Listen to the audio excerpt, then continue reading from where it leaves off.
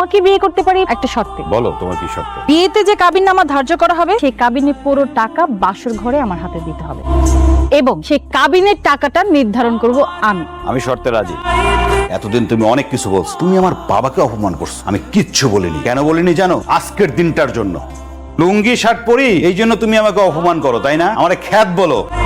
আরে তুমি যে ছেলের সাথে প্রেম করো সেই ছেলের দিনের মধ্যে 100 বার আমি কিনতে পারি, সেই টাকা আমার কাছে আছে। এই নাও।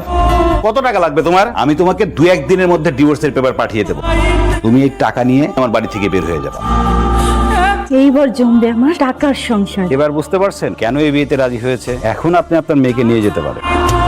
আমি আর এগুলোর মধ্যে নাই।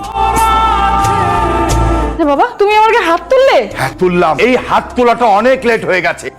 আমি যদি এই হাত তোলাটা আরো আগে তুলতে পারতাম তাহলে আজকে আমাকে এই দিন দেখতে হতো না। আমি ওই ছেলের সাথে সংসার তো করবোই না, আমি এই বাড়িতেও থাকবো না। আমি এই বাড়ি থেকে এক্ষুনি চলে যাব। বেরিয়ে যা, তুই এই মুহূর্তে এখান থেকে চলে যাবি। তোর মুখ আমি দেখতে চাই না।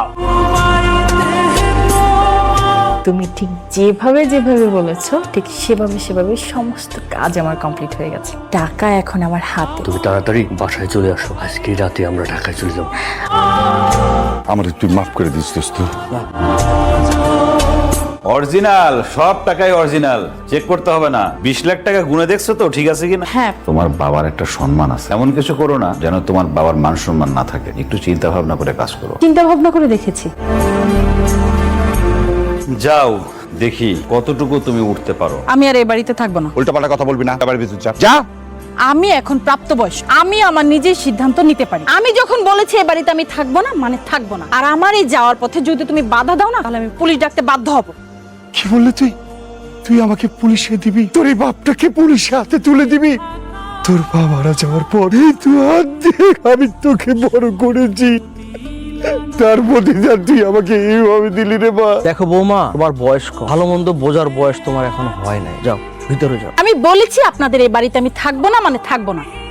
তোর সামনে বৌমা চলে গেল, তুই বৌমাকে ফেরাতে পারলি না? ও যে ছেলের কাছে গেছে একটা বাটপার ফাউল, ও এসে সারলো বলে। ওই ছেলে যদি চিটার বাটপার হয়ে থাকে তাহলে তো ও বৌমার ক্ষতি করতে পারে। ওর ক্ষতি করার আগেই তুই বৌমাকে বাড়িতে নিয়ে আয়। বাবা ধৈর্য ধরো। তুই যেইভাবে পারিস এই মুহূর্তে বৌমাকে বাড়িতে নিয়ে আসবি। আমি কোনো কথা শুনতে চাই না। আগামী 2 দিন তুমি এই বাড়িতে আসবা। কেন? আরে বুঝতেছো না কেন? সাথীরে আসতে বলছি। তার মানে তুমি আমাকে? আরে বাবারে, তুমি তো আমার সব। তুমি আমার লক্ষ্মী শোনো, আমি তো তোমারই বিয়ে করবো। শোনো, সাথী আমার কথা মতো তার হাজবেন্ডের কাছ থেকে 20 লাখ টাকা নিয়ে আসতেছে। কত বড় ব্যাখ্যা! এই টাকা যখন নিয়ে আসবে ওরে রাইকে আমরা টাকাটা নিয়ে তুমি আর আমি শহর চলে যাবো। সর্বনাশ হয়ে গেছে। কি সর্বনাশ হয়েছে? সাথী তোমাদের সব কথা শুনে ফেলাইছে। তুমি এক কাজ করো, আগে যাও ওর কাছে, যে টাকাটা নাও।